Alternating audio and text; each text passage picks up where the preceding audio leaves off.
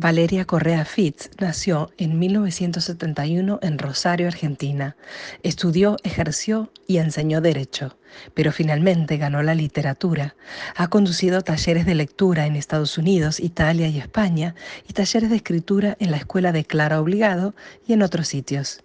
En el 2017 publicó su primer poemario, el álbum Oscuro, con el que resulta finalista del premio Manuel del Cabral de Poesía. En el 2017 publica El invierno a deshoras, con el que ganó el Premio Internacional de Poesía Claudio Rodríguez. Y en el 2020, Museo de Pérdidas. En el 2021 también, otro poemario, Así, El deseo. En el 2016 publicó en Páginas de Espuma su libro de relatos La condición animal y en el 2022 Hubo un jardín con la misma editorial. Dos libros de relatos que han tenido un gran éxito. Escribe regularmente para revistas digitales, Aire Nuestro y Los Amigos de Cervantes, y se destaca por su pensamiento agudo, su prosa bella y poética y su poesía movilizante, así como por sus clases magistrales. Entonces, yo el libro que ustedes, que nos convoca aquí hoy, es un libro que yo escribí en pandemia y que lo tenía, las historias estaban escritas con distintos narradores, en tercera, en primera, en segunda.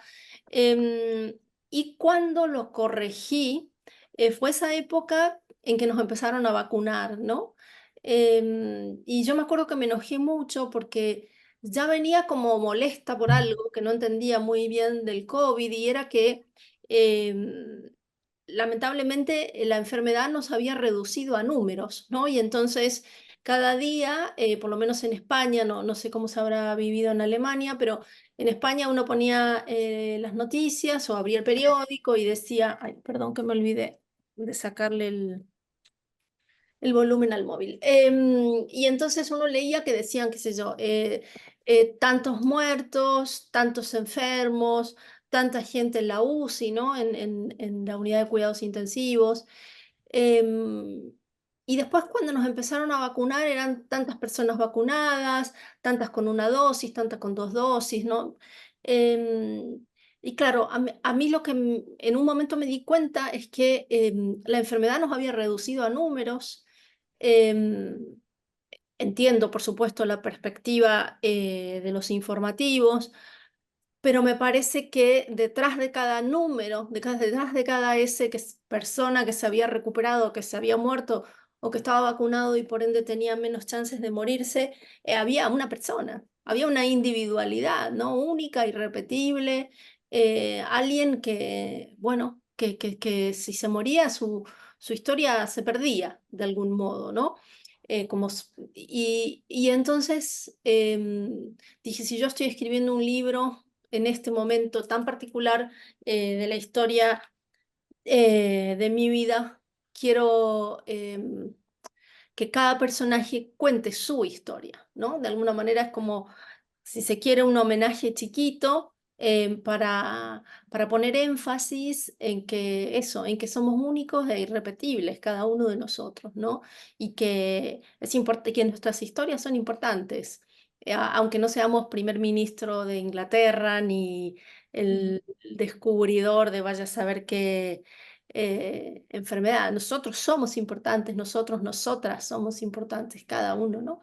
Entonces, a las 7 historias las cambié y le di un yo, ¿no?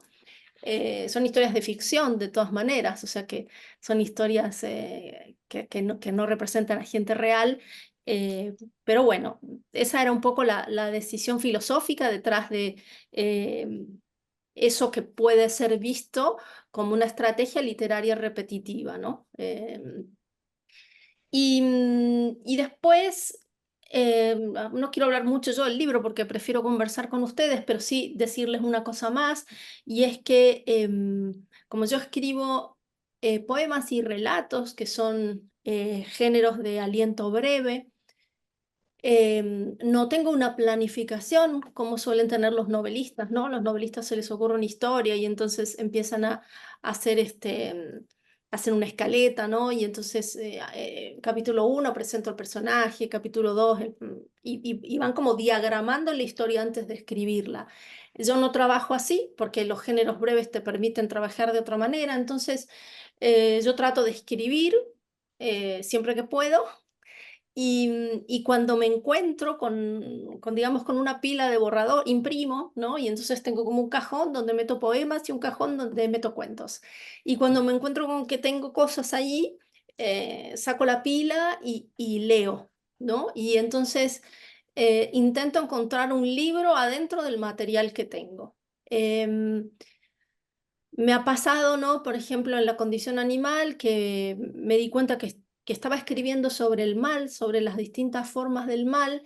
Em, Tenía un catálogo muy grande y de repente no tenía un cuento que hablara sobre el mal, el mal organizado, ¿no? El mal que proviene del Estado, y sobre todo en un país como el nuestro, ¿no? O como nuestros países latinoamericanos que han tenido dictaduras, bueno, o España, ¿no? Y que han tenido, pero especialmente las dictaduras latinoamericanas, que han tenido como un diseño de desaparición de personas, ¿no? O sea, un mal organizado desde el Estado. Entonces ahí sí escribí un cuento aposta para cubrir eso. Pero en general yo trabajo con el material que tengo en los cajones, más tirando que agregando. Y claro, me di cuenta en pandemia que tenía un montón de cuentos argentinos, porque obviamente estábamos confinados, porque no se podía viajar, porque estábamos lejos de nuestros afectos. Y bueno, y entonces es el origen del libro, con toda esa argentinidad que tiene metida, tiene que ver con ese momento también puntual. Y Y bueno. Valeria, ¿cómo fue, o sea, cómo fue la elección del núcleo, ¿no? De la naturaleza, de los jardines? ¿Cómo fue la inspiración? Porque yo pensé que habías empezado a escribir sobre estos temas, pero ahora entiendo que no, que vos estás permanentemente escribiendo y reuniendo material. Entonces, bueno, ¿cuál fue la inspiración de Hubo un jardín? Mira, a mí lo que me pasa, vos ya sabes, Romina, que yo vivo de dar talleres, ¿no? Y entonces em, tengo muchos talleres tengo algunos talleres que son de escritura, pero tengo muchos talleres que son de naturaleza temática, tanto de escritura como de lectura, ¿no? Entonces, yo hace como, bueno, cuando estaba escribiendo este libro, empecé a pensar la casa como tema, ¿no? Después nosotros en el taller de Clara lo llevamos adelante este año, pero bueno, un poco fue mi input, ¿no? Yo empecé a pensar la casa, porque la casa, bueno, creo que es un tema central en el momento en que vivimos. Hay mucho problema con la vivienda, ¿no? En general. Em, y después, a mí me gusta mucho, quizás por la poesía, trabajar la cantidad de disparadores que tiene una misma palabra, ¿no? No solamente las acepciones del diccionario, sino en su campo simbólico, ¿no? Entonces, claro, la casa puede ser el útero materno, la casa puede ser nuestra vivienda, la casa puede ser el comercio, ¿no? Qué sé yo. Por ejemplo, los italianos todavía, aquí en España hay muchos, por ejemplo, ferretería Hermanos Álvarez, ¿no? En Italia se usa mucho la idea de Casa Álvarez. No sé si en Alemania todavía se sostiene eso para los negocios, ¿no? Em, y, y de pensar ese taller de la casa y no sé qué, y buscar lecturas, me di cuenta que nosotros en Argentina, como somos un país conformado originalmente por tanta inmigración europea, tenemos restos arquitectónicos de casi todas las grandes culturas que emigraron, ¿no? Entonces, empecé a pensar, algunos espacios son verdaderos, como el del Hotel Edén, que es un hotel construido con capitales alemanes. El Parque de España, que es un parque que está en la ciudad de Rosario, que fue construido con capitales de inmigrantes españoles en Rosario, y el Reino de España, que ayudó también en la construcción de ese parque. Y después algunos otros espacios me los inventé, por ejemplo en Argentina el negocio de los frigoríficos, o en Rosario hay un frigorífico muy grande que es Swift, que son de capitales ingleses, irlandeses, entonces puse un cuento así, bueno. Pero claro, todas estas, para quienes son argentinas aquí lo saben, em, Argentina tiene una geografía sacando los centros urbanos con predominancia de la naturaleza, ¿no? La naturaleza, quiero decir, la selva, el desierto, los ríos, ¿no? O sea, como grandes espacios, ¿no? Y, y entonces empecé a pensar de nuevo qué quiere decir naturaleza, ¿no? No solamente esa primera convención que nosotros le colocamos sobre la palabra, sino también nuestra naturaleza, ¿no? La naturaleza de las cosas, ¿no? Cuando estamos en paz, cuando estamos en guerra. Y así encontré el título de Hubo un jardín, porque después pensé que muchos de los cuentos, la culpa y el secreto, eran muy importantes. Y claro, nuestra tradición judeocristiana, ¿no? Habla de un origen, de una génesis de la humanidad a partir de una expulsión de un jardín, que es el jardín del Edén, ¿no? Entonces, bueno, todo esto es lo que está detrás de bambalinas, digamos, ¿no? Encontrar, a mí, por más que los cuentos sean piezas individuales, con los poemas igual, a mí me gusta encontrar como motivos, ¿no? Que se repiten, como para darle más allá de la voz autoral, que siempre le da unidad a un libro, para encontrar motivos que se repitan y que eso también haga del libro algo, sí, mucho más unificado, ¿no? Mucho más... Y eso queda claro en el libro, hay un hilo, ¿no es cierto? Hay muchos puntos en común y muchos aspectos. Yo quería saber cuando una idea te seduce y decís, una idea pasa a ser un relato, ¿no es cierto? ¿Cuánto te seduce y decís, sí, le voy a dar una oportunidad o vamos a escribirlo? ¿Qué es lo que pasa? ¿Cómo es ese clic? En general, eh, tiene que ver con algo que me llama mucho la atención y que no tiene una explicación cerrada. Em, no sé, por ejemplo, no sé, ves a tu vecino que es un señor muy serio y de repente un día saca unas bolsas gigantes de basura y no para de conversar. Y entonces yo empiezo, ¿y de qué serán esas bolsas de basura? Ah, no, cierto que está acondicionando porque viene su hijo. Pero ¿por qué hablará tanto? Bueno, a lo mejor está contento. No sé, pero cuando no me puedo dar por supuesto que son todas eh, Elucubraciones. elucubraciones, ¿no? Pero cuando no encuentro esa respuesta Ujú. y me quedo dando vueltas sobre eso, eso se transforma en una historia. Ahí imaginas, le das, Ahí completo, ¿no? Es como una especie de descanso escribir para mí, porque es Ujú. como que le dejo de dar vueltas a algo que me obsesiona. Por eso yo nunca comparto esa idea de un montón de autores que te dicen sufro escribiendo. Yo no sufro nada, o sea, o sea, no escribiría si sufriera.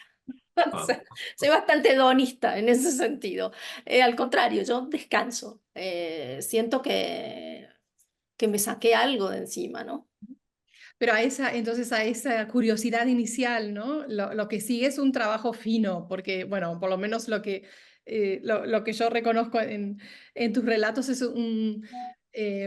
¿cómo decir? Un trabajo de tejido fino, de hilado, de tensión, ¿no? De tironear de los hilos de la tensión narrativa. Hay algo muy cuidado en cuanto a la información que se va dando, a la cantidad, al momento, a la oportunidad de todo eso.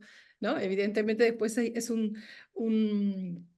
trabajo de precisión, digamos, ¿no? ¿Cómo es? Sí. Bueno, eso tiene que ver un poco, viste, yo siempre digo que un poco el estilo, que es algo bien difícil de definir, qué es el estilo de un escritor, de una escritora, em, creo que es el elemento por donde permea algo de la personalidad del autor. Y entonces, yo toda mi vida di clases, ¿no? O sea, cuando estudiaba, cuando era estudiante de Derecho, di clases de inglés. Después, cuando fui abogada, di clases de Derecho Penal. Y ahora doy clases de taller, ¿no? Y me parece que cuando uno da clases trata de como mantener la atención para que quien está del otro lado no se aburra, ¿no? Y creo que cuando escribo trato de hacer lo mismo, ¿no? De que la persona que me está leyendo, como agradecimiento que me haya elegido entre todo lo que hay para leer, por lo menos que sienta que bueno, que tenga ganas de seguir adelante. Después si lo consigo o no, no sé, pero es la manera en que yo pienso que la página puede devenir atractiva. O sea que te posicionás también desde el otro lado, ¿no? Desde lo que vos querés contar, pero cómo lo va a ir escuchando, cómo lo va a ir recibiendo la otra parte. Ujú. Y Sí, yo creo que todo el mundo escribe, toda la gente que escribe, escribe lo que le gustaría leer, siempre. O ujú, sea, eso hablando con cualquier, leyendo entrevistas a escritores, escritoras, vieron que la Paris Review generalmente tiene unas entrevistas súper buenas, ¿no? Incluso y hablando con colegas y hablando con gente que está aprendiendo y todos escriben lo que les gusta leer. Todos claro. escribimos lo que nos gusta leer.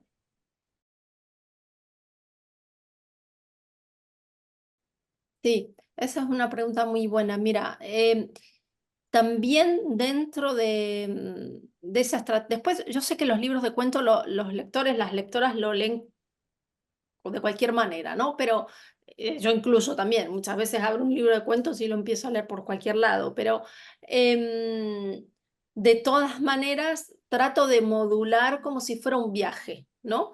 Em, entonces, el primer cuento, que es un cuento, creo yo, bastante sangriento en un sentido, Mm, para mí es como el cuento que marca el tono del libro, mm, o el tono mayoritario del libro.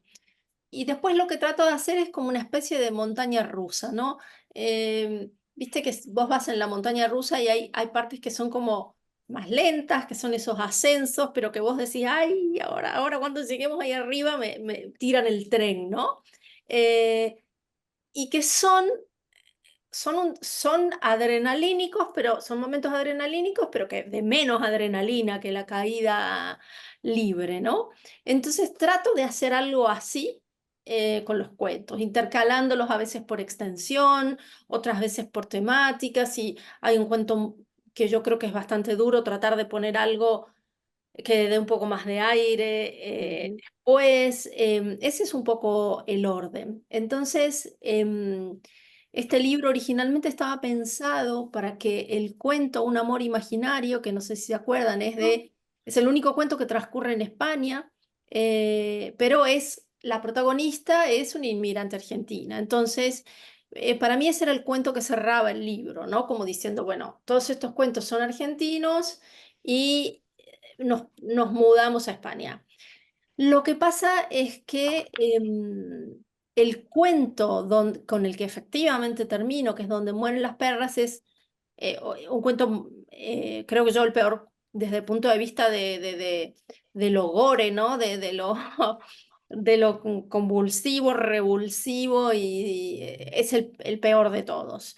Entonces yo dije, yo cuando alguien lea este libro y lee ese cuento, ya que cierre el libro y diga, "Mira, no quiero leer más". O sea, entonces invertí el orden, ¿no? Como para poner un punto final así gordo, rojo y que se cierre el libro, ¿no? Entonces, em, con el primer libro yo hablé con hice lo mismo y el editor tenía dudas. em, La condición animal se publicó en el 2016. El manuscrito, lo trabajamos con el manuscrito en torno al 2014, ¿no? Con Juan Casamayor, que es el editor de Páginas de Espuma. Y es un libro que salió, que digamos está escrito antes de toda esta tendencia que hay ahora, no sé, de Mónica Ojeda, María Fernanda Ampuero, Mariana Enríquez, todo ese boom de escritoras que ponen en relieve un montón de cosas violentas, ¿no? Em, yo creo no tener una estética tan violenta como las de ellas, pero el primer cuento de La condición animal es un cuento que tiene su punto, ¿no? Entonces el editor me dijo, no sé, no me gusta mucho, estamos seguros de abrir el libro con este cuento, ¿no? Y me pareció una pregunta realmente buena, no lo había pensado, pero después yo dije, no, es que o sea, yo quiero ser sincera, ¿no? Con el lector, la lectora que abra el libro, lea un cuento de esa naturaleza y diga, no, a mí no me interesa leer estas cosas, o sea, no están hechas para mí, etcétera, ¿no? Pero decírselas desde el principio, no arrancar con algo que sea más cándido, más rosado, más de una violencia más velada y que después se encuentre con un libro que sea descarnado. Entonces, bueno, Evitar el golpe bajo, digamos. claro, lo hablamos con él, a él le pareció bien y sobre todo la tarea de edición está buena porque más allá, o sea, el editor es una mirada mm, completamente ajena a la tuya, por muy trabajado que tengas el libro, por muy interiorizado que tengas ciertas cosas que están dentro del libro, y o por lo menos es así, Juan Casamayor, una persona que te hace ver mucho más allá de lo que vos estás proponiendo, ¿no? Entonces, a mí me sirven mucho ese diálogo, ¿no? Esas preguntas que él me hace y aunque pueda a veces cambiar cosas o no, o sostenerme en mi idea, pero de todas maneras conversar con un editor te ayuda a repensar ese trabajo, ¿no? Que, El que, orden, la potencia de las cosas, ¿no? El efecto que producen los distintos textos. Vos sabés que como hay muchos de los textos que vamos a estar trabajando durante todo el año son de Páginas de Espuma, Juan Casamayor nos ha ofrecido un encuentro con él. Así que ah, vamos a tener la posibilidad, ya pueden ir anotando las preguntas y las cosas que en algún momento vamos a tener una reunión sí. privada con Juan. No, bueno, Juan, no es porque sea mi editor, porque lo diría de cualquier manera. Es como que, bueno, en el aspecto comercial es absolutamente brillante, ¿no? Porque sacar adelante una editorial de cuento es siempre un desafío, ¿no? Pero como editor puro y duro es un lector maravilloso, que sí, que te revela muchos aspectos que están ahí y que uno no había sabido ver, ¿no? El Pero otro ustedes lado, ¿no? interrúmpanme, porque yo, o sea... No, no, todo bien. Esta parte también es interesante sobre la creación del libro, ¿no es cierto? La creación no es solamente el momento en el que te sentás a escribir y tenés las ideas, sino todo lo demás, todo lo que implica la construcción, ¿no? De los mundos ficcionales, ¿cómo decir? De ese viaje completo que uno está proponiendo. Y hablando del viaje, a mí tu viaje me recuerda mucho a la literatura norteamericana, la narrativa norteamericana, y quería preguntarte hasta qué punto tu narrativa abreva en esa. Es siempre difícil, creo yo, para quien escribe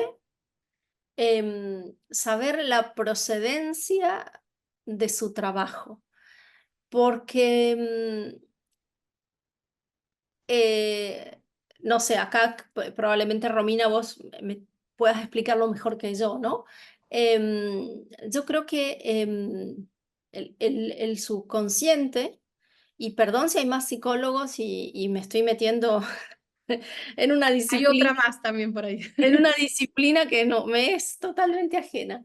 Pero para mí la estructura del subconsciente es como un collage, ¿viste? Y pega cosas, pega fragmentos, ¿no? Uno ve que es un collage y ve que hay un pedazo de papel de diario, de periódico pintado y otra parte que tiene acrílico y un hilo y un montón de cosas, ¿no? Em, entonces a mí me parece que el inconsciente tiene esa forma de collage Ujú. y tiene como capas también, ¿no? Em, y es muy difícil em, que uno pueda saber con precisión de dónde, de qué se está nutriendo para la escritura. Entonces, em, yo te puedo decir que sí, leo mucho cuento norteamericano y que trabajo mucho cuento norteamericano en los talleres. Em, pero también he leído muchísimo a la tradición hispanoamericana del cuento. He leído muchísimo naturalismo francés y entonces, qué sé yo, es como, Hay un eh, poco de todo, probablemente. claro, hay de todo, bueno, no lo sé. O sea, la respuesta clara es no lo sé.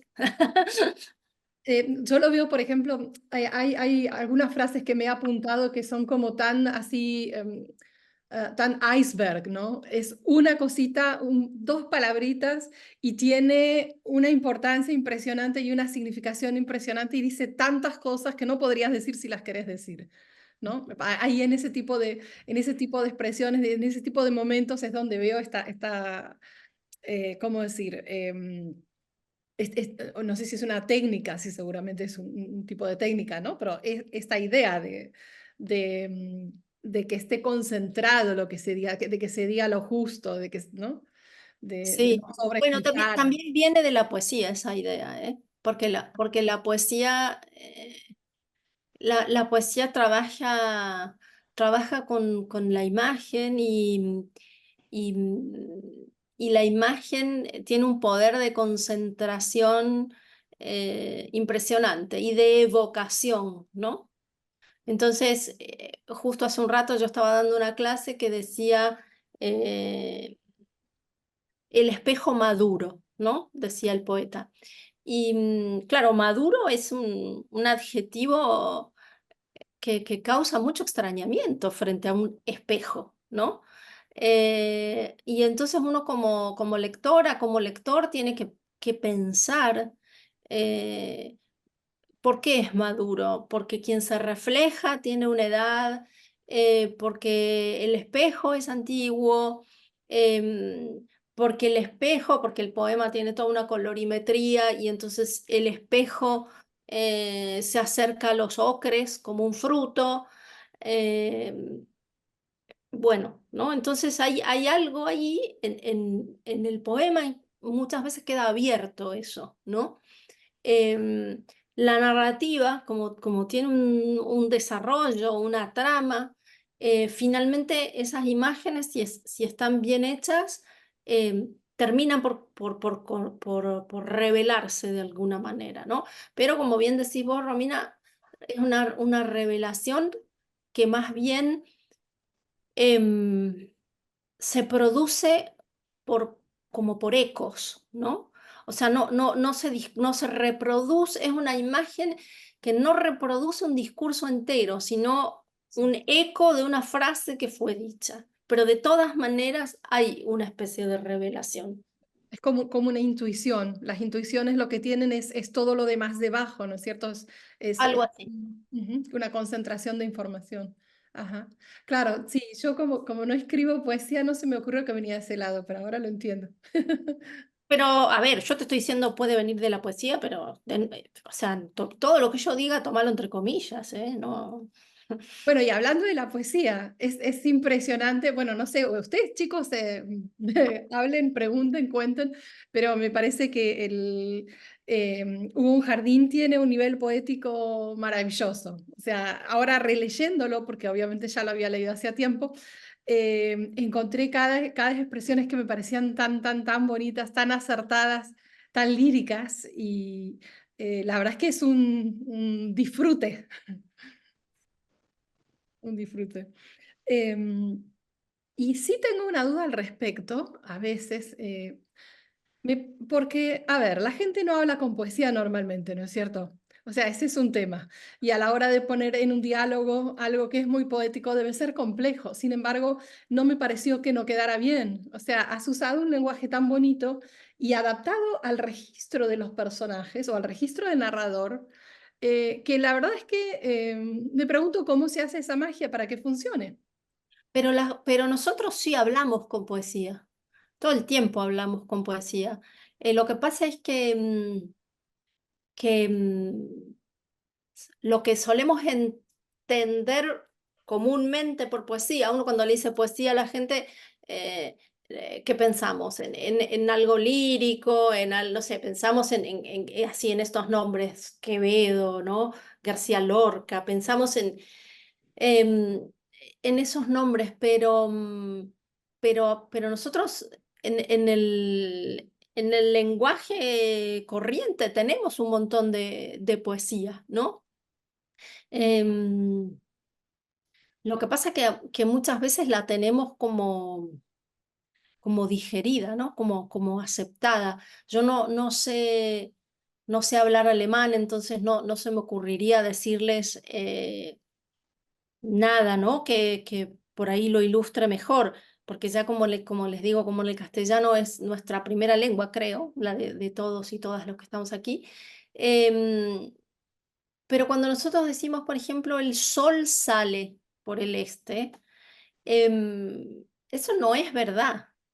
El sol no sale. O sea, es la Tierra la que se mueve y hace que veamos como una salida del sol. Entonces, eso originalmente es es una forma poética de ver el mundo, que luego se instala, ¿no? Se instala en el discurso y pierde su barniz poético.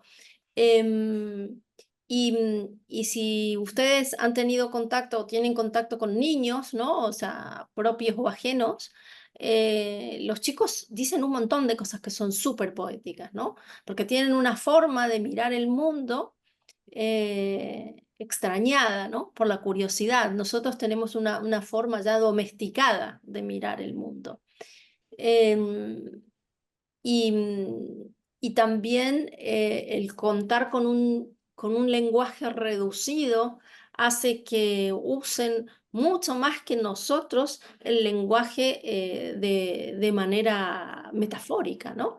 Ujú. Eh, entonces, yo creo que sí, que nosotros hablamos con un montón de poesía, em, que inventamos un montón de palabras también. Em, sí, o sea, cada familia o cada pequeña comunidad tiene un idiolecto, ¿no? Eh, en todas las familias hay algún objeto que ya perdió su designación de vocabulario y tiene un nombre que es un nombre secreto, en clave, ¿no? Para ese grupo de personas. Em, y esa actividad de redesignar los objetos es poesía también. Entonces, y de hecho, voy a decir una idea que no es mía, que es de Steiner, él tiene un libro que se llama, creo que se llama La poesía del pensamiento, y donde hace un recorrido de la evolución filosófica y da cuenta de algo que todos nosotros sabemos, pero que ya lo olvidamos, ¿no? Que los primeros pensadores, que son, por lo menos de la historia de Occidente, que son Heráclito y Parménides, presocráticos, siglo V antes de Cristo, si no me equivoco, la forma de sus escritos son poemas. Entonces, el pensamiento se manifiesta poemáticamente, ¿no? En un lenguaje simbólico. Entonces, la matemática, por supuesto, tiene su lenguaje propio, la pintura también tiene su lenguaje propio, pero la música, pero después todos nosotros nos expresamos el pensamiento con un lenguaje que es una herramienta colectiva, que es el idioma, ¿no? Pero que está atravesada por un montón de cosas puntuales que la acercan a la poesía.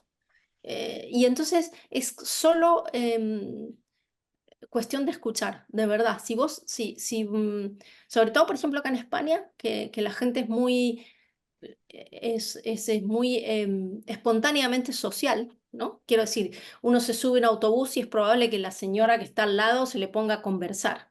Ujú. Y Cosa que eh, no pasa en Alemania. no, por ahí es más difícil. Pero escucho cosas maravillosas todo el tiempo escucho cosas eh, estupendas, ¿no? Y sí, creo que es, y por supuesto que cada vez que digo esto no se me ocurre nada de todo lo que escuché para, para ilustrar y sigo extendiendo el discurso a ver si la cabeza me trae algo y no me trae nada. Así que lo siento, seguro que cuando apague el Zoom voy a decir, ah, esto, por ejemplo. No, pero es verdad, sí, aparecen seguramente muchas cosas interesantes que por ahí uno no pensó. Em, y hablando de eso, del lenguaje de las palabras, de lo que elegimos, obviamente en Hubo un Jardín hay una elección de campo semántico muy interesante. Yo creo que tenés un gran conocimiento de la botánica y de la naturaleza y de las bellezas de eso, las bellezas naturales, y todo eso se va derramando a través de los relatos. ¿No? No sé si hiciste un ajuste de registro después, pero parece como que ¿no? Se respira ese aire de naturaleza, de belleza, Eso fue el confinamiento de nuevo, porque yo vivo muy cerca del Parque del Retiro y siempre digo que mi hija, en broma, ¿no? Obviamente, que mi jardín, yo no tengo balcón ni nada donde vivo, mi jardín es el parque. Ah, y claro, y es verdad, porque yo siempre salgo a caminar por el parque, pero claro, te confinan y ahí te das cuenta que no es tu parque. claro. Quizás fue Eh, esa necesidad, ¿no? Esa sí, sí, claro, extrañarlo y pensarlo y traerlo a la memoria y al cuerpo y sentirlo otra vez, ¿no? Mm. claro. Y además porque yo tengo una idea, una, un, viste que hemos tratado la naturaleza, no, siempre que yo digo así estoy pensando en Occidente, ¿no? Hemos tratado la naturaleza como un decorado en la literatura, Claro. como un espacio donde el hombre desarrolla sus historias. Em, es decir, hemos instaurado un dualismo que nos sirve para hacer cualquier cosa con la naturaleza, ¿no? Como somos nosotros y el escenario, tenemos una disciplina extractivista, contaminadora, unas actividades depredadoras, etcétera, con respecto a la naturaleza, porque es como algo que es un sub nuestro, ¿no? Como que es pasivo, ¿no? El hombre es el activo y la naturaleza es lo... Exacto. Exacto. Entonces, yo por supuesto no estoy para nada de acuerdo con ese pensamiento, y bueno, y creo que, digamos, ¿no? Que somos uno, nosotros, los animales, las plantas, somos un ecosistema y funcionamos unos gracias a los otros, ¿no? Entonces, bueno, también quería justamente porque la pandemia vino a ponernos de manifiesto un montón de cosas que no funcionan en nuestras vidas. Creo que también, pero es inconsciente, ¿me entendés? O sea, no es que yo me siento a escribir diciendo, ahora voy a poner de manifiesto esto. Creo que no, creo que son las ideas que se terminan manifestando solas a través de historias, de tramas, de cosas que se ponen en funcionamiento.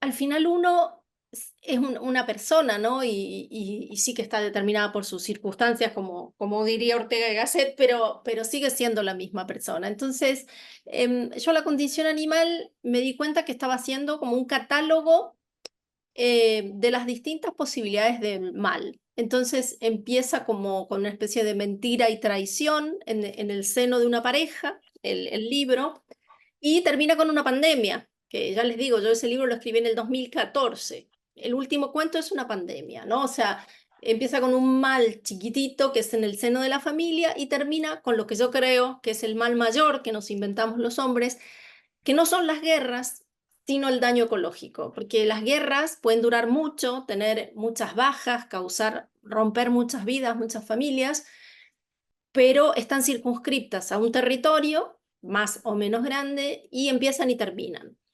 El daño ecológico es algo que uno contamina un río en el norte de Europa y esa contaminación por las napas subterráneas, por cómo desemboca, por los animales que lo beben, por no sé qué, termina en el sur de Europa. Pero además, esa contaminación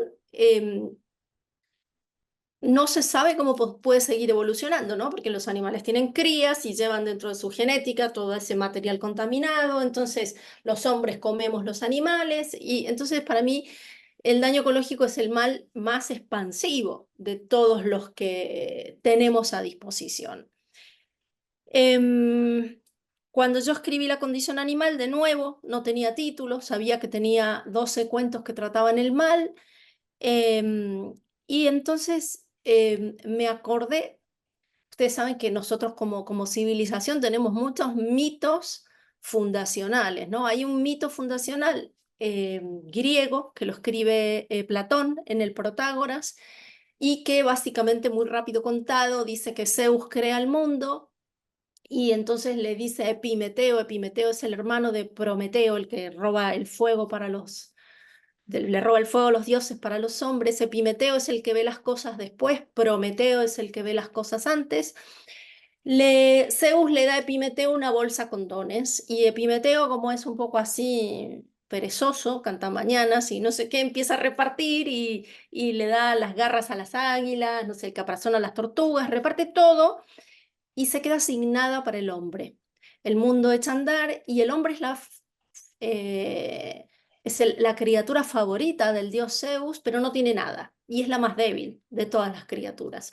Entonces Zeus le da al hombre la honestidad y la justicia, que son dos bienes inmateriales, no son las agallas, el caparazón, todo eso, ¿no? Y el hombre con la honestidad y la justicia se asocia, forma grupos, etcétera, forma comunidades civiles, después forma países, etc. Y el hombre es más fuerte que el resto de las criaturas, el menos dotado, pero el más fuerte, ¿no? Entonces, cuando me acordé de eso, dije, claro, acá es cuando nosotros perdemos la honestidad y la justicia y nos hacemos mal los unos a los otros o en nuestro entorno, volvemos a esa condición animal de creación primitiva, según el mito, y hacemos desastres, somos los más débiles, nos hacemos mal. Así es que yo trabajo la condición animal. Este segundo libro de relatos, que también se nuclea en torno a otro mito fundacional, es el mito judeocristiano del jardín del Edén. Pero esta vez no tiene que ver, tiene que ver justamente con ese mito, ¿no? ¿Por qué Dios expulsa al hombre y a la mujer del jardín del Edén? Por el pecado, ¿no? El pecado que engendra una culpa. Y si ustedes tienen presente el episodio bíblico, Dios, que lo sabe todo, se presenta ante Adán y Eva y les dice algo así como: ¿qué habéis hecho? Y ellos dicen nada, se está el secreto, ¿no? Entonces, obviamente, se termina sabiendo todo y somos expulsados. Entonces, es por eso que la culpa y el secreto tienen tanta importancia en Hugo Jardín. Hay un montón de personajes que guardan un secreto que los hace sentir culpables. Después, si son culpables o no, ya es distinto, ¿no? Pero ellos guardan un secreto y hay alguien que se puede señalar como el culpable de ciertas cosas, ¿no? Por ejemplo, en La Celestial, el primer cuento, evidentemente, uno podría decir, hay un culpable directo que es el que encierra a Juanito, es Olsen el que encierra a Juanito en la cámara frigorífica, pero hay un montón de culpables por omisión, ¿no? Que no le dicen, no lo encierres, ¿cómo lo vas a meter ahí? Y después otro nivel de culpables por omisión es que se lo olvidan, ¿no? Que salvan su vida sin pensar en el otro. Entonces, por más de que no es muy obvia la conexión entre los dos libros, lo es para mí, ¿no? O sea, estoy trabajando con un catálogo del mal y en el otro libro cómo se recibe ese mal. Estoy trabajando con un mito griego de fundación de nuestra sociedad, de la génesis de la sociedad humana, y estoy trabajando con otro mito, el mito judío-cristiano, pero no es algo, no es algo que yo me propongo, sino que es algo que yo voy como encontrando. Eso es o sea, eso es lo que a mí me maravilla. Es como decir, pero ¿cómo puede ser que yo haya hecho esto sin querer, ¿no? Por eso cuando Romy me decía, pero la literatura norteamericana te influye. Yo decía, que no sé, te das cuenta que no sé, porque uno va como encontrando cosas que son parte de tus obsesiones, de lo que vos lees, pensás, ¿no? Creo que es algo como de carácter más didáctico o no sé, o si escribiera un manual de creación literaria, no sé, me parece que no importa para las historias si alguien lo descubre bien, si no lo descubre también, porque Claro. y esto sí tiene que ver con algo que yo sí quiero generar, y es, yo quiero generar emociones en los lectores. No quiero, yo creo que la emoción es una forma de pensamiento también, ¿sabes? Ujú. O sea, es muy importante, para mí, de manera individual, es muy importante la experiencia en el cuerpo. Viste que hablé hace un rato de esa idea tan separada que tenemos, ¿no? De la naturaleza como un escenario y nosotros como unos protagonistas, ¿no? Ahí. Em, También creo que hemos tenido durante siglos y siglos una idea muy dualista de lo que significa ser hombre y mujer, ¿no? Como por un lado mente, raciocinio, pensamiento y por otro lado cuerpo, ¿no? Yo no estoy muy segura. Yo creo que aprendo un montón de cosas que tienen que ver, que las aprendo a través del cuerpo y que las sé por el cuerpo.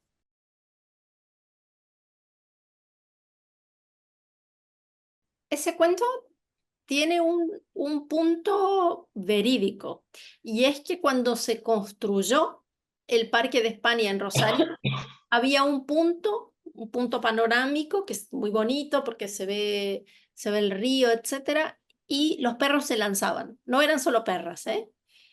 Los perros se lanzaban al vacío. Entonces, nunca se supo por qué, porque viste que los perros tienen un oído que Ujú. obviamente escuchan cosas que nosotros no escuchamos, y entonces eso es un puerto cerealero con unos barcos de carga enormes, entonces hubo hipótesis de que eran los sonares de los barcos, cosas paranormales, bueno, no sé, la cosa es que los perros se lanzaban por ahí. Y aún hoy cuando vas por ese paseo, por ese parque, paseo ribereño que está en el parque en Rosario, que está cubierto, ¿no? Protegido para que no nadie se pueda lanzar al río, vas a ver que hay carteles que dicen no deje a su mascota suelta, todavía está. Entonces, bueno, yo partí desde ese episodio real para contar otra cosa, ¿no? Para contar bueno, lo que yo creo una historia de amor cruzada por un montón de desgracia y de cosa truculenta, ¿no?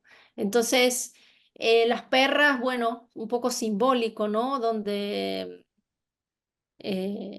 se mueren los animales, pero también una niña es víctima sacrificial de una secta y hay una desaparición de una de las amantes, entonces, bueno, a las mujeres de mal vivir se les dice es Ujú. una perra, ¿no? Sí. Entonces, jugando, apropiándome de eso que pretende ser un insulto, ¿no? Ujú. Un poco como, no sé si conocen ese movimiento de pintura francés que se llaman los fauves, que quiere decir las bestias, ¿no? Es un movimiento, una de las vanguardias, ¿no? Que pintaban con colores no naturalistas. Entonces, por ejemplo, un rostro verde, junto con, yo qué sé, un sombrero rojo, ¿no? O sea, algo que rompía mucho con el canon de la colorimetría y de los colores naturales. Entonces, a ese grupo de pintores, los críticos le pusieron les fauves, que quiere decir las bestias. Y ellos, en vez de rechazar ese nombre, se apropiaron y dijeron, sí, somos unas bestias, venimos a romper con lo establecido, ¿no? Entonces, para mí, las perras eran eso mismo, ¿no? Sí, somos lesbianas y está mal visto, sí, aquí son los animales que por mucha gente son despreciados, em, se tiran por un barranco y los políticos no quieren proteger el barranco porque privilegian el turismo por sobre la vida, ¿no? Entonces, bueno, un poco jugando todo eso, dije, sí, son perras, pero Ujú. intentando dar la vuelta, ¿no?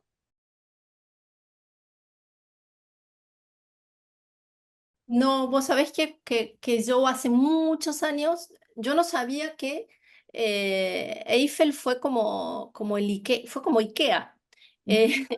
porque él hacía módulos, o sea, despachaba invernaderos, puentes, o sea, un ingeniero con una cabeza comercial tipo el IKEA, ¿no? Mandaba cosas desmontadas y se podían armar, siempre con esa estructura de hierro forjado, ¿no? Casas, sobre todo casas, puentes e invernaderos eran como su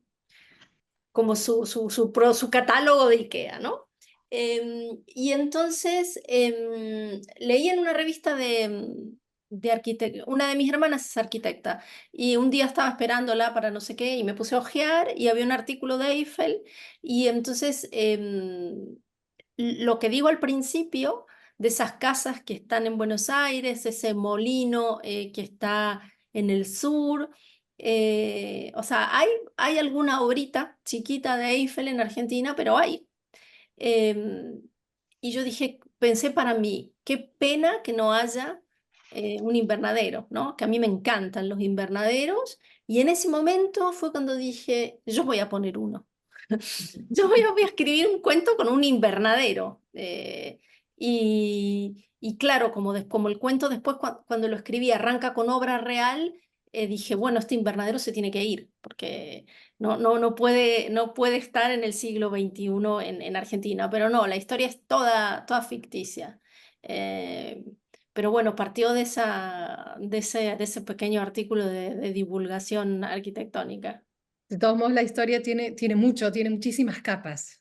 Para mí ese relato tiene muchas capas en todo lo humano, ¿no? Todo lo que pasa con esas mujeres, la relación entre ellas y la psicología de cada uno, el momento en que están pasando, la forma en que se interrelacionan. Me parece todo eso está como realmente muy logrado y me gusta esto de eh, bueno, esta forma un poco ida de pensar de la tía, ¿no es cierto? Pero tan especial, tiene una forma muy, muy especial. Eso me parece que está, no sé cuánto lo trabajaste, pero está como muy, muy logrado. Esa forma peculiar de pensar de una persona especial. Y también parte de una idea, ¿no? De que es mucho más fácil, creo yo, ser abuela que ser madre o ser abuelo que ser padre, ¿no? Hay una idea lúdica muy linda que por ahí la crianza te sustrae un poco, ¿no? Te obliga a... eh, es como, pues, bueno, también, viste, qué sé yo, ahora vos me decís esto de repente, Nora, y pienso, claro, a mí me pesa mucho. tener que educar a mis hijas en el sentido que preferiría ser su tía abuela, ¿viste? Sí. Y ponerme a hacer otras cosas, pero me toca ser la madre y entonces, y encima son adolescentes, entonces, Y no son dos, sé, dos son a la vez, dos. dos a la vez. Y eso, ¿no? Y por eso digo que la escritura también salva, porque es como decir, bueno, mira, o sea, en vez de estar poniéndole a esta chica tantos puntos sobre las IES, me permito ser su tía abuela en el papel y... Más sobre el tema de este personaje que es tan rico y tan polifacético. Me parece, vale, no sé, quizás no lo pensaste así, pero cuando se cuenta la historia, los distintos matrimonios, su vida, para mí, y bueno, y capaz como Argentina lo veo, ¿no? Pero es como hacer un raconto de la historia de la mujer, ya, de los distintos roles, ¿no? De las dificultades y es una imagen totalmente liberadora porque ella se ha liberado de muchísimas de esas cosas, ¿no? Y ha logrado ser quien es al final de su vida, dueña absoluta de su vida. Además, me encanta la duda de si realmente lo mató ella al marido y se liberó del tipo, porque, o sea, yo diría... Ahí queda. Yo le Ahí, pondría la firma esa, me parece. Entonces, o sea, esta cuestión es súper, para mí súper interesante, ¿no? De mostrar cómo realmente ha evolucionado, digamos, la imagen de la mujer, la existencia de la mujer, y Sí. mostrar estas dificultades que ha tenido que atravesar históricamente. Por eso yo digo que muchas veces yo no soy consciente de lo que escribo hasta que el libro está terminado y empiezo a hablar con la gente que lo lee, ¿no? Un alumno de un taller me dijo algo así como, ah, finalmente te saliste con la tuya, y yo no sabía de lo que me estaba ¿Era hablando. la tuya? Y la mía era que yo siempre digo que, ahora voy a decir una palabra en alemán, así que me corrigen. Hay un género de novela que se llama el Bildungsroman, creo que se dice en alemán, que es las novelas de crecimiento, ¿no? Y que en general acompañan em, a un hombre, ¿no? Desde su nacimiento, desde su infancia, hasta una época X, ¿no? Puede ser su adultez o ya cuando es abuelo, ¿no? Y en general son novelas que hablan de genealogías masculinas. Y hay muchas novelas así. Y no hay tantas novelas de genealogías femeninas. Las novelas que pueden tener como protagonista una mujer, obviamente porque son novelas realistas, siempre están atravesadas por los maridos, por los padres, bueno, por todas las figuras heteropatriarcales, ¿no? Em, y entonces cuando este alumno me dijo, te saliste con la tuya, era porque yo había escrito no una novela, pero una genealogía femenina, un poco liberada de hombres que impusieran reglas, no de hombres, sino de el padre que te obliga a casarte acá, el marido que te dice no te pongas esa falda, era contar un poco también esa historia, ¿no? Que no Eh, era ni, qué sé yo, Ana Karenina, ni Emma, ¿no? claro. Ni todas esas mujeres suicidas, ¿no? Que cuando se animan a hacer algo más o menos que ellas quieren, después las matan a las pobres. Eh, Sí. Entonces, Ah, no solamente las matan a ella, sino que si piensan en el final de Madame Bovary, su hija Berta, claro que pierde todos los privilegios burgueses, etcétera, termina trabajando en una fábrica de algodón, creo, en una fábrica textil, ¿no? Entonces, de nuevo, ¿no? O sea, una especie de repetición de la figura Pandora-Eva, ¿no? Mujeres que son señaladas por hacer algo, ¿no? Son culpables de revelar algo que no tenían que revelar, pero el castigo no castigada. es, sí, pero no es solo de ellas, es un castigo que trasciende, ¿no? O sea, y lo puedes ver en los cuentos de hadas también, La Bella Durmiente. La Bella Durmiente toca, accede a la habitación secreta, se pincha el dedo, pero se duerme todo el castillo. O sea, no hay muchas en Occidente, por lo menos yo no conozco tanta, o sea, esta es otra cosa que yo estaba trabajando cuando escribí este libro, en un taller, ¿no? Que tenía que ver, era un taller sobre la curiosidad. Y el prototipo Y la curiosidad, como bien sabemos, ¿no? Es como la madre de la filosofía, la madre de las preguntas, la madre de la ciencia. Cuando vos ves representada literariamente a los hombres curiosos, el prototipo es Ulises, ¿no? El tipo quiere volver a su casa, tarda 7 años en volver, y todo lo que le pasa, bueno y malo, es capital simbólico. Él aprende de sus errores y de sus aciertos, ¿no? Y cuando vuelve a su casa lo están esperando la mujer, el hijo y el perro. Todo el mundo estaba pendiente de su regreso, ¿no? De este hombre curioso.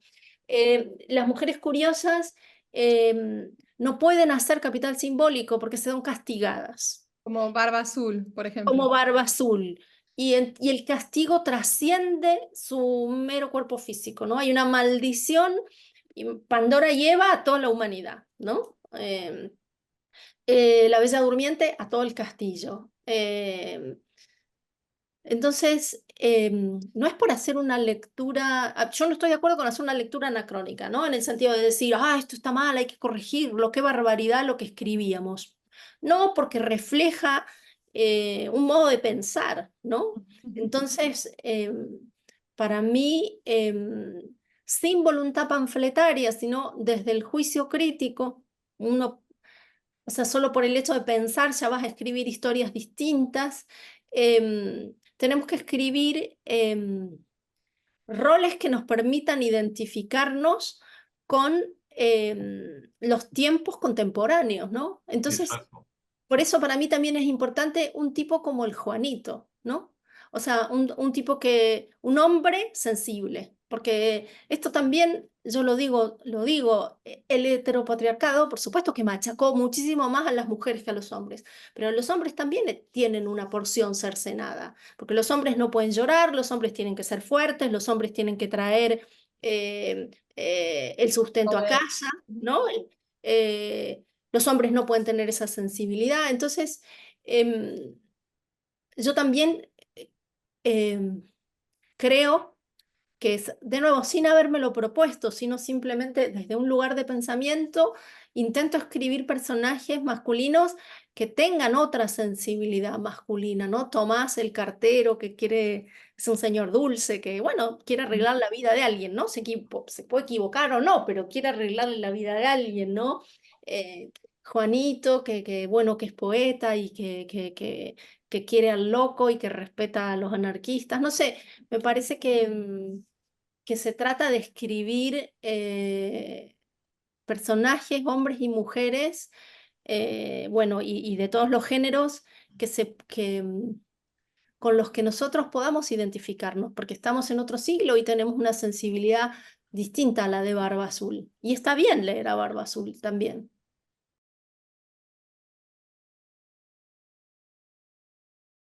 Estoy preparando un seminario de lectura para el año que viene que tiene que ver con esto, ¿no? Con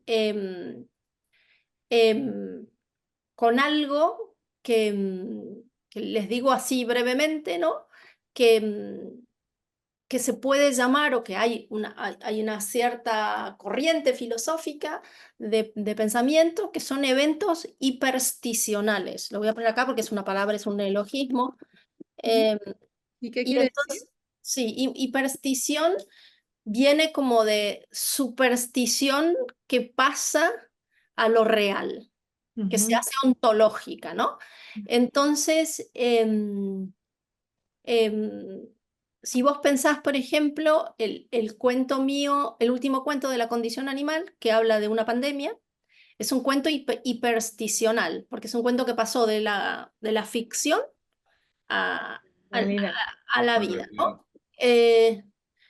Entonces, yo creo que en el pasado ha habido un imaginario que permitía un imaginario mixto, es decir, entre utópico y distópico, para entendernos. Es mucho más complejo, pero me van a perdonar que resuma esto así tan brevemente, ¿no?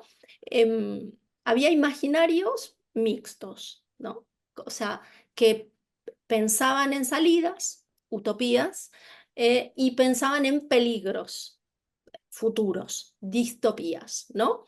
Y que esos imaginarios, algunos tuvieron un montón de peso y devinieron eventos hipersticionales. Por ejemplo, si ustedes entran en la página de Wikipedia de Julio Verne, van a ver que hay una lista de objetos que Verne imaginó que se inventaron, ¿no? Entonces, creo que estamos atravesando un periodo de desencanto tan fuerte que solo nos permite trabajar como el lado malo, el lado distópico, y no es posible abrir a una imaginación otra, ¿no? Pienso en grandes libros, no sé, Mugre Rosa de Fernanda Trías, Cadáver Exquisito de Agustina Basterrica, que además es mi amiga, o sea que no. Y son todos libros condenatorios, ¿no? De futuro. Mugre Rosa se concretó porque predijo la pandemia y al final sucedió, casi así Bueno, como ella la predijo. Sí, sí. entonces, em, creo que tenemos que volver atrás, recuperar algunas lecturas, recuperar algunos pensadores, recuperar, hacer de esta situación angustiosa y negativa que estamos viviendo un síntoma, pero no la enfermedad terminal. Es Ya. decir, Ujú. estamos acá, tenemos fiebre, tenemos infección, tenemos esto, pero podemos salir. O sea, está bien, ya hicimos el diagnóstico. Ahora pensemos en curas. Em, no podemos pensar, no podemos ser cándidos y pensar en curas a lo Tomás Moro, ¿no? Que además de no ser la utopía de Tomás Moro no es un libro literario, sino es un libro de filosofía. No podemos tener esa candidez, pero sí creo que podemos pensar desde algunos lugares luminosos, ya sea desde lo individual, tratando de mostrar personajes que se permiten eh, caminos de luz aún en la oscuridad y en el mal, y en, bueno, cosas más complejas, ¿no? Pero creo que estamos Ucronía, como atrapados. Clara, por ejemplo, como tres maneras de decir adiós, ¿no? De Clara, que si bien plantea algo aparentemente distópico, no tiene solamente esos caminos cerrados, también deja el espacio para la esperanza, para pensar que hay algo que todavía está brotando, ¿no? Que todavía puede tener una... Hay que recuperar el jardín. Exacto. Exactamente. Y me parece que con esa frase vamos a ir cerrando.